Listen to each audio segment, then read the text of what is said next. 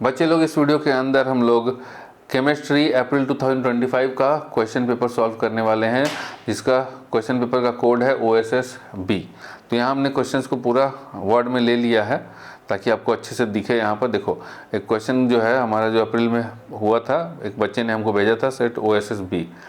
तो फ़ोटो खींचने में देखिए ना कैसा कैसा हो गया। तो हमने सोचा कि ये वाला क्या दिखाएं, इसको कॉपी मारते हैं और फिर सही तरीके से प्रेजेंट करते हैं। तो ये रहा बेटा उसका कॉपी और सही तरीके से प्रेजेंट विथ सॉल्यूशन। आइए, पहला क्वेश्चन है transition elements show high melting and boiling points due to. तो transition elements high melting and boiling point क्यों शो करते हैं? क्योंकि उनका साइज छोटा होता है और इंटर एटॉमिक जो बॉन्डिंग होती है वो तगड़ी होती है। तो कहाँ है साइज छोटा? तो स्मॉल एटॉमिक साइज, तो ये रहा small atomic size and strong interatomic bonding. तो option number D is the correct answer. The molecule having sp3d hybridisation is. तो sp3d किस में होगा? sp3d। तो यहाँ बेटा हो गया 1s + 3p + 1d। तो टोटल पाँच हाइब्रिड ऑर्बिटल्स होगा, तो फिर 5 बॉन्ड बनना चाहिए। तो यहाँ पर देखो PCl5 में तो p और साथ में 5 बॉन्ड बन रहा है ऐसा। SF6 में s और 6 बॉन्ड बन रहा है। तो भैया 6 बॉन्ड वाला इसको तो नहीं लेंगे, गलत हो जाएगा। CO2 में 2 ही बॉन्ड बन रहा है, तो नहीं लेंगे, ये भी गलत है। SO2 में 2 ही बॉन्ड बन रहा है। तो correct answer is option number A, PCl5। Which observation of Rutherford alpha ray scattering experiment led to the conclusion that there is sufficient empty space within the atom? तो कैसे पता चला कि एटम में बहुत खाली जगह है? तो maximum alpha ray directly pass हो गया था, ठीक है।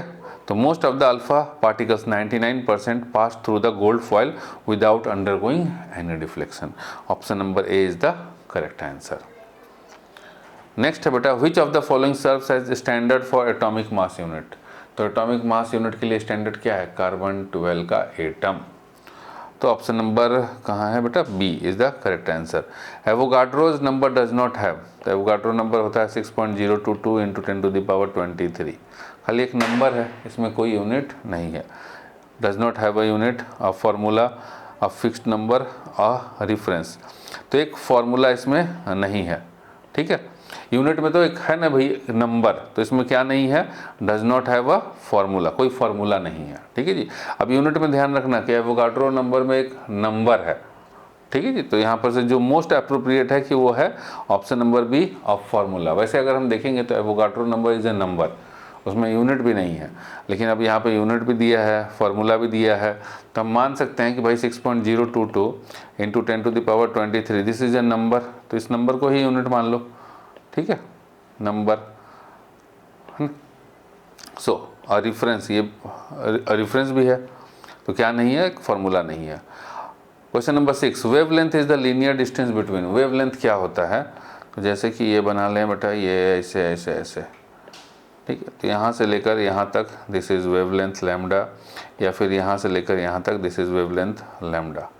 सो अल्टरनेटिव वेव क्रेस्ट्स नहीं, हाँ बेटा, alternate wave troughs, 2 consecutive wave crest. तो 2 कंसेक्यूटिव वेव क्रेस्ट हमारा आंसर होगा। अल्टरनेटिव वेव क्रेस्ट नहीं ना होगा, मतलब यहाँ से लेकर के यहाँ तक का बीच का डिस्टेंस बोल रहा है, यहाँ तक। तो ये थोड़ी ना अल्टरनेटिव वाला, थोड़ी यहाँ तक का नहीं, एक 2 कंसेक्यूटिव वेव क्रेस्ट, ठीक है। तो यहाँ से लेकर यहाँ तक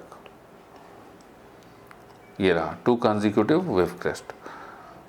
7 number, ammonia molecule has a. Ammonia molecule में क्या है? Bent structure, pyramidal structure, linear structure, tetrahedral structure. तो देखो अमोनिया मॉलिक्यूल NH3 और एक ये लोन पेयर। तो ये जो है इसका जो स्ट्रक्चर होगा वो कैसा स्ट्रक्चर होगा? तो इसका स्ट्रक्चर जो होगा वो पिरामिडल होगा। कैसा होगा बेटा? पिरामिडल स्ट्रक्चर होगा, ठीक है। और हाइब्रिडाइजेशन होता है sp3 हाइब्रिडाइजेशन। तो एक s का 3 p का 4 जो टोटल हाइब्रिड ऑर्बिटल्स बनेंगे। एक में ये हाइड्रोजन का बॉन्ड जाएगा, एक में ये हाइड्रोजन का, एक में ये हाइड्रोजन का, और एक ऑर्बिटल में ये जो लोन पेयर्स हैं वो जाएंगे, ठीक है। तो pyramidal structure. The elements which are characterized by filling of anti-penultimate 4f orbitals is from, ठीक है। तो एंटी पेनुमुलेट मतलब हो गया जैसे कि N वाला, अगर मान लो कि किसी में जैसे सोडियम का ही देख लो, इसका मतलब क्या है बेटा, दिस इज सोडियम, ये प्लस अंदर का, रुक जाओ थोड़ा सा सही बनाते हैं, इसको समझ में आएगा भैया, ये nucleus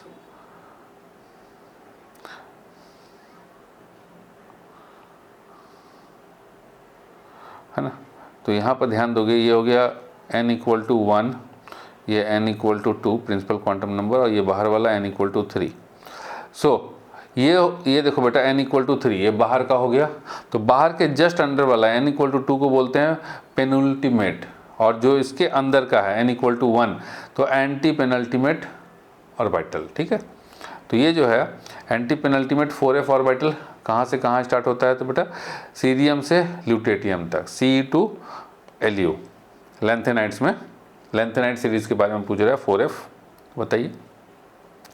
which of the following is not a hormone, तो हार्मोन कौन सा नहीं है इसमें से, तो ये भी हार्मोन है, ये हार्मोन नहीं है, ये विटामिन है।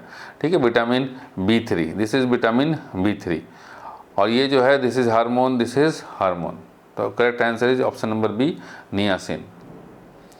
The product of the following reaction is, इस रिएक्शन का प्रोडक्ट क्या होगा, तो यहाँ ध्यान दो, कंसनट्रेटेड HNO3 और कंसनट्रेटेड H2SO4, तो ये जो है हमारे से यहाँ से मिलता है नाइट्रो NO2, मतलब NO2 यहाँ पर ऐड होना है। अब कहाँ पर ऐड होगा इसमें, तो यहाँ पर पहले से ही बेंजीन के ऊपर NO2 ग्रुप लगा हुआ, और हम जानते हैं NO2 group is Meta directing group, तो ये जो दूसरा NO2 आएगा, ये वाला NO2 इस वाले NO2 को या तो यहाँ पर भेजेगा या फिर यहाँ पर भेजेगा। ठीक है, तो कहीं पे भी भेज दे, यहीं पर भेज दिया मान लीजिए, तो ये हो गया 1,3, ठीक है, 1,3 डाइनाइट्रो बेंजीन बनेगा, ये बनेगा ऑप्शन नंबर डी बनेगा। चलिए question number 11, in the equilibrium reaction, ये हमारे पास इक्विलिब्रियम रिएक्शन है, orange colour is observe when the medium is, तो ऑरेंज कलर कब ऑब्जर्व होता है, तो बेटा इस केस में ऑरेंज कलर ऑब्जर्व होता है when the medium is acidic. Direct question है बुक का ये। The ion Fe2+ having outer most electronic configuration 3d6 will have the number of unpaired electrons, तो इसमें Fe6 में नंबर ऑफ अनपेयर्ड इलेक्ट्रॉन्स कितने हो गए, आउटर इलेक्ट्रॉनिक कन्फिग्रेशन दिया है बेटा 3d6, तो देखो 3d6, पहले एक एक भरो, उसके बाद 5 भर गए, उसके बाद यहाँ पे दूसरा भरो, तो 1 2 3 4 4, number of unpaired electrons is 4। Synthetic rubber is an improvement over natural rubber mainly with respect to its, तो सिंथेटिक रबर नेचुरल रबर्स का इम्प्रूवमेंट है। ठीक है, तो इम्प्रूवमेंट किस चीज़ में इम्प्रूवमेंट किया गया उसको, तो इम्प्रूवमेंट किया गया tensile strength, resistance to oil grease gas solvents, high elasticity hardness, तो ये है बेटा resistance to oils gas and solvents, option number B is the correct answer. Functional isomerism is shown by, तो फंक्शनल आइसोमेरिज्म कौन show करेगा, तो यहाँ पर देखो फंक्शनल आइसोमेरिज्म ये वाला बी शो करेगा। ठीक है, अब बी शो करेगा जैसे कि यहाँ पर है C3 और C3H6O2, तो ये जो है बेटा एक कार्बोक्सिलिक एसिड या फिर ईस्टर बनेगा, दोनों बना सकते हो, कार्बोक्सिलिक एसिड भी और ईस्टर भी। ठीक है, सो कार्बोक्सिलिक एसिड और ईस्टर हम दोनों बना सकते हैं, जैसे देखिए CH3C डबल बॉन्ड OH, ये हो गया एसिड, नहीं C2H5, ये हो गया बेटा कार्बोक्सिलिक एसिड। अब ईस्टर बनाते हैं CH3C डबल बॉन्ड OCH3, ठीक है, तो ये बन गया हमारा ईस्टर। तो दोनों ये जो है सेम फॉर्मूला है, दो अलग अलग बन रहा है, तो ये हमारा फंक्शनल आइसोमेरिज्म शो है। ठीक है, फंक्शनल अलग अलग ग्रुप हो गया ना, this is carboxylic acid group, this is ester group. Option number B is correct answer.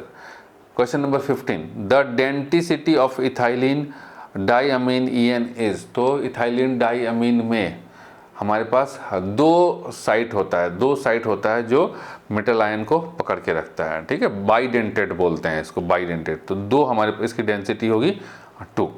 और एक और होता है बेटा EDTA, अगर इसका डेंटिसिटी पूछेगा, ठीक है, तो ये इसकी डेंटिसिटी है 6, हेक्साडेंटेट है ये। Which of the following is not a biodegradable polymer, तो इसमें से कौन सा बायोडिग्रेडेबल पॉलीमर नहीं है, तो दैट इज PMMA, पॉलीमिथाइल मेथाक्राइलेट, ठीक है, is synthetic and not biodegradable, synthetic है और बायोडिग्रेडेबल नहीं है। Question number 17, complete the following bye given options below, तो ये सब में से किसी एक को भरना है यहाँ पर। चलिए, as carbonate ion show resonance so does, तो कार्बोनेट आयन रेजोनेंस शो करता है, उसी तरीके से SO2 आयन भी रेजोनेंस शो करता है। According to dash principle electrons in an atom fill the orbital in order of increasing energy level, ये पूछ रहा है 1s2 2s2 कौन से प्रिंसिपल से, 2p6, तो अफबाउ प्रिंसिपल, अफबाउ, ठीक है, तो यहाँ आएगा Aufbau principle. Question number 18, write true T for correct statement and false F for incorrect statement, तो ट्रू के लिए T बोलिए, फॉल्स के लिए F बोलिए। Only the valence electrons are represented in Lewis structure, तो लुईस स्ट्रक्चर में केवल वैलेंस सेल के इलेक्ट्रॉन को शो करते हैं, बिल्कुल सही है, तो ये ट्रू हो गया, this is true. The dipole moment is independent of the electronegativities of the two bonded atom, तो कह रहा है डायपोल मोमेंट जो है इलेक्ट्रोनिगेटिविटी से कोई मतलब नहीं है। कैसे नहीं है भैया, H और Cl का देखोगे तो Cl इज हाईली इलेक्ट्रोनिगेटिव, है ना, तो इसका डायपोल मोमेंट ज़्यादा होता है, तो ये हमारा फॉल्स है, ये गलत है, फॉल्स है, तो पहला वाला ट्रू है, T लिखोगे ट्रू और इसके लिए फॉल्स लिखोगे। Complete the following bye given options below, 164 126, इस सब में से भरना है उठा करके।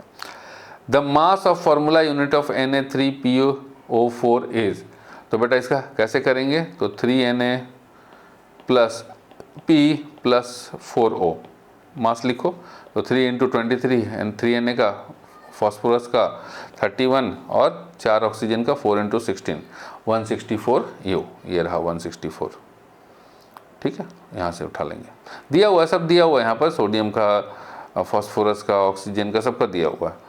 इन butanoic acid C4H8O2 the percentage of C by mass is, तो ब्यूटानोइक एसिड में C का परसेंटेज कितना है बाई मास, तो 4C divided by 4C plus 8H plus 2O, निकालोगे मास इंटू 100 तो निकल जाएगा, क्लियर है, तो ये हो गया 48/88 into 100, 54.5%। Question number 20, read the passage below and answer the following questions, तो ये पैसेज को पढ़िए, इसका आंसर दीजिए, ठीक है। The Schrodinger wave equation SWE accounts for the 3 quantum numbers, principal, azimuthal and magnetic quantum numbers. The fourth quantum number ms does not arise while solving SWE and describe the spin of the electron, ठीक है, तो SWE को जब हम solve करते हैं तो 3 principal, azimuthal और मैग्नेटिक क्वांटम नंबर मिलता है, स्पिन क्वांटम नंबर उससे नहीं मिलता है। Which quantum number describes the energy level and determines the mean distance of the electron from the nucleus, तो एनर्जी लेवल कौन बताता है, प्रिंसिपल क्वांटम नंबर, इसका आंसर हो गया बेटा प्रिंसिपल क्वांटम नंबर। सेकंड है, if Sai is wave function what does Sai square represent, तो साई स्क्वायर रिप्रेजेंट करता है बेटा हमारा इलेक्ट्रॉन के फाइंड होने की प्रोबेबिलिटी, तो प्रोबेबिलिटी और डेंसिटी साई स्क्वायर रिप्रेजेंट करता है। Complete the following bye given options below, ठीक है, तो ये सारे ऑप्शंस को उठा के यहाँ पर देखना है कि कौन सा ऑप्शन आएगा। पहला question, due to the dash action of hydrogen peroxide ferrous sulphate is being converted to ferric sulphate, तो कौन से हाइड्रोजन परऑक्साइड के कौन से एक्शन से, तो बेटा ऑक्सीडाइजिंग एक्शन से, है ना, hydrogen peroxide is a oxidising agent.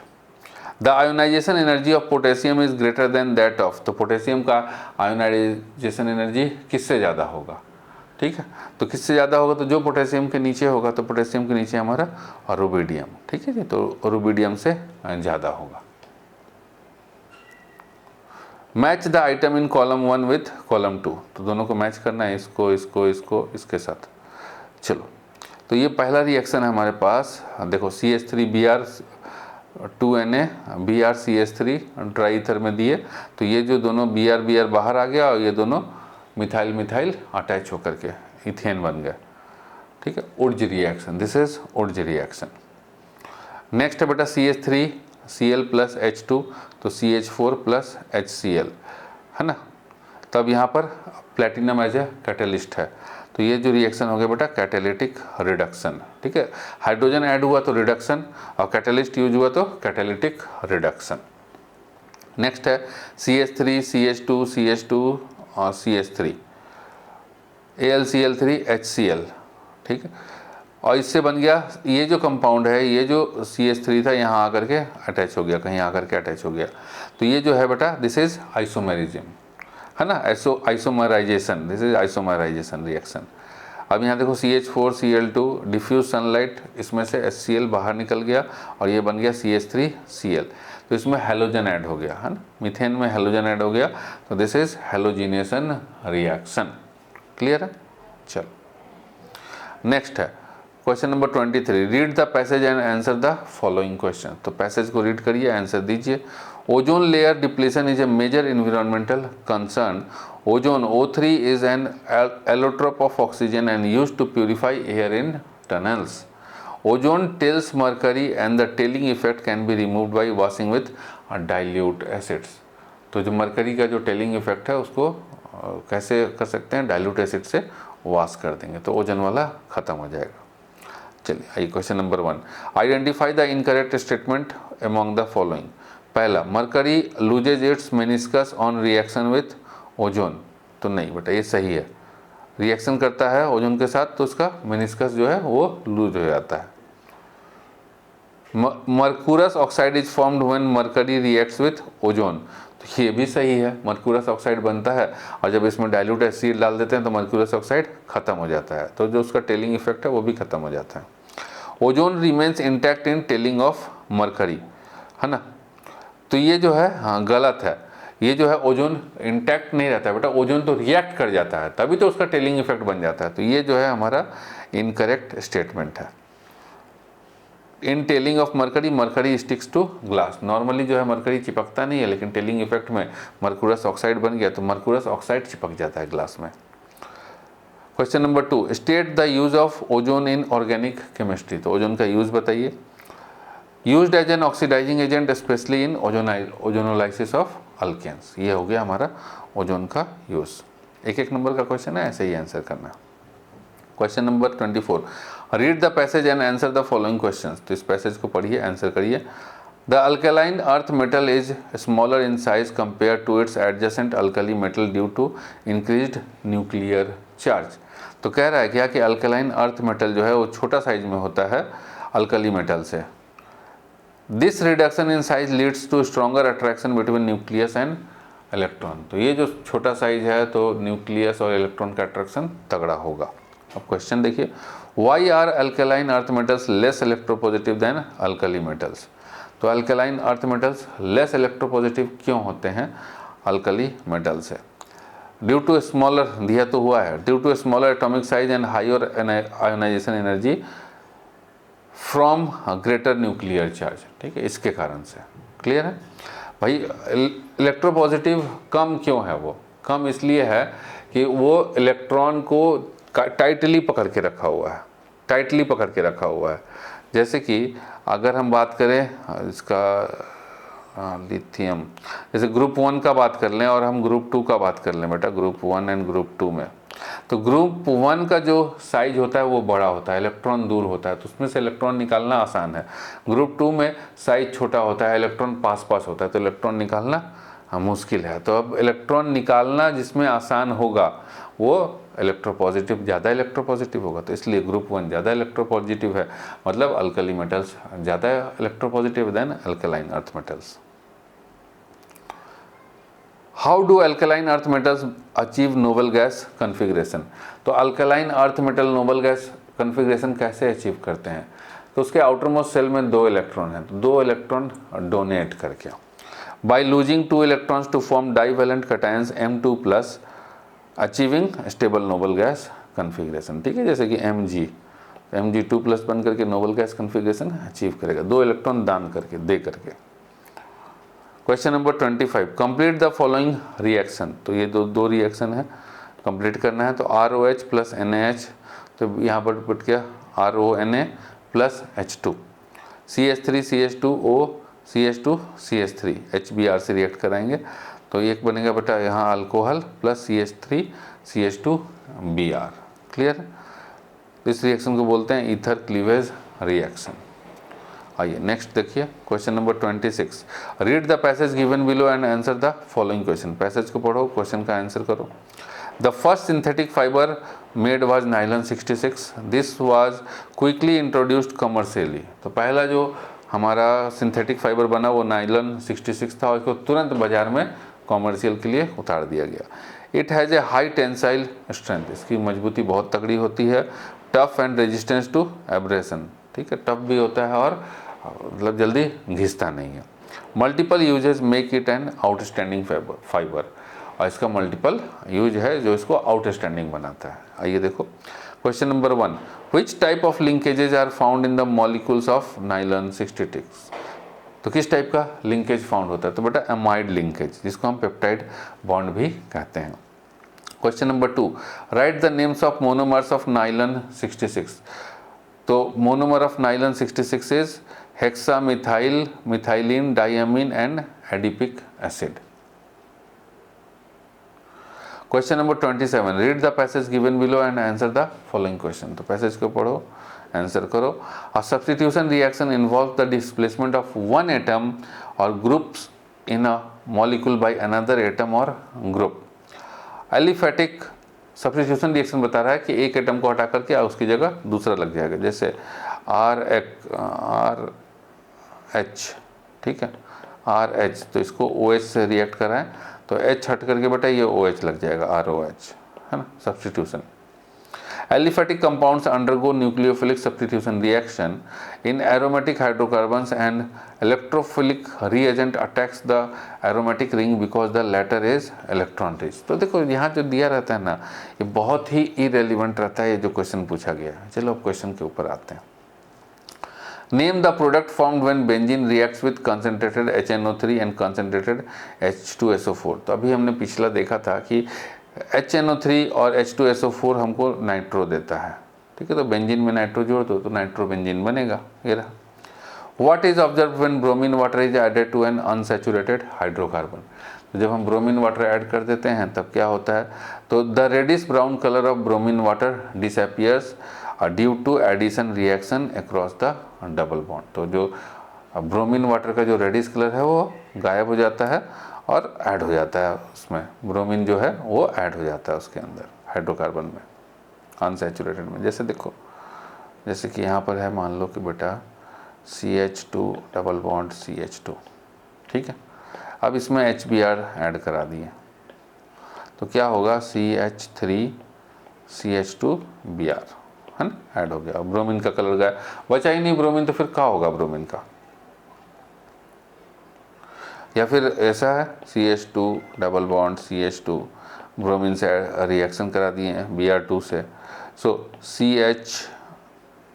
CHBr dash CH2Br CH2Br बन गया, ब्रोमीन खत्म हो गया। तो ये ब्रोमीन रहा ही नहीं, तो ब्रोमीन का कलर ब्राउन होता है, तो ब्राउन कलर जो है वो गायब हो गया। चलिए question number 28। Right true T for correct statement and false F for incorrect statement. तो ट्रू है तो ट्रू लिखिए, फॉल्स है तो फॉल्स लिखिए। Mono hydroxo benzene is called phenol. तो मोनो हाइड्रोक्सो, मोनो मतलब सिंगल, हाइड्रोक्सो मतलब OH ग्रुप, और बेंजीन के ऊपर एक सिंगल OH ग्रुप है तो उसको बोलेंगे हम फिनोल। सही है ना बोल रहा है, इसको फिनोल नहीं बोलेंगे तो क्या बोलेंगे? True. And electrophile is electron rich neutral species. तो इलेक्ट्रोफाइल क्या होता है? जो इलेक्ट्रॉन को पसंद करता है ना, इलेक्ट्रॉन रिच स्पीसीज को ये पसंद करता है। ये खुद होता है इलेक्ट्रॉन डिफिशियंट और इलेक्ट्रॉन रिच स्पीसीज को पसंद करता है, तो ये गलत है, फॉल्स है। ठीक है बच्चे। अब आइए देखो बेटा, ये जो सेक्शन बी है ये सब्जेक्टिव है, तो इसको देख लो और देख करके क्या ही हम एक्सप्लेन करें उसको, तो पूरा चैप्टर के अंदर हम कवर कर लिए। तुम देख लो एक बार क्वेश्चन को, उसका आंसर को, और देख देख करके लिख लेना। और जो हमारे कोर्स वाले स्टूडेंट हैं उनके तो उस कोर्स में PDF है ही, देख करके कर लेंगे। ठीक है, वीडियो को पॉज करके लिख लीजिएगा। देखिए, चलिए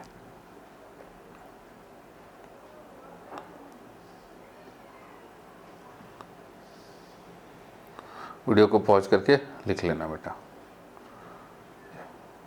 ठीक है। जैसा कि जानते हो कि बेटा PYQ करना ज़रूरी है, PYQ नहीं करोगे तो बेकार हालत हो जाएगी, क्योंकि अच्छे नंबर नहीं आएंगे। तभी तो पता चलेगा ना कि करना कैसे है।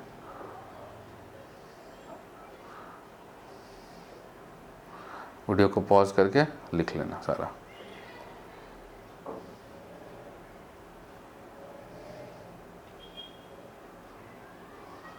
चलो ख़त्म हो गया। देखो ऐसे ही दिख रहा था ना, इसलिए हमने पहले जो है पेपर को वर्ड में उतार करके फिर सही तरीके से तुम्हारे पास ले करके आया। चलिए बच्चे, thank you for watching this video. उम्मीद करते हैं कि इससे तैयारी परफेक्ट होगी और तुम्हारा एग्ज़ाम अच्छा जाएगा। Best of luck for your exam.